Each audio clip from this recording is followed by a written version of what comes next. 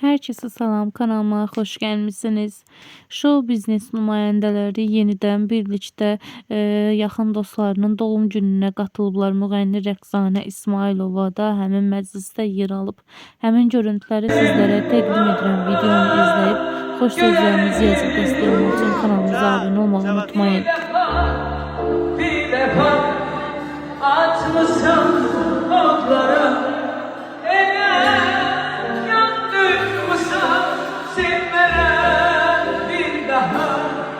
Bir defa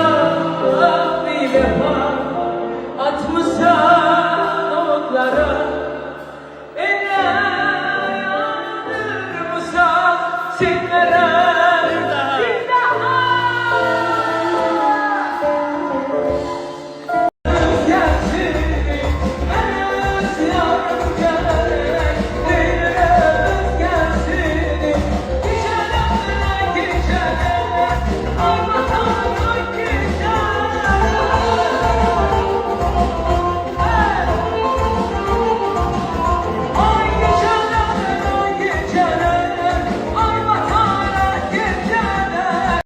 Başladı. Çok dolgurlu oldu. Bəli, və bilirsiniz necədir? Deyir ki, insan əməyini unutmaq olmaz, itirmək olmaz və həqiqətən də Camal mənə çox böyük dəstək olubdu. Mən bunu unuda bilmərəm və bu gün də dəstəkdir. İnsanlar bəzən bir adamın bir balaca ayağa büdürüyor, onu həmişə yalnız qoyub gedirlər.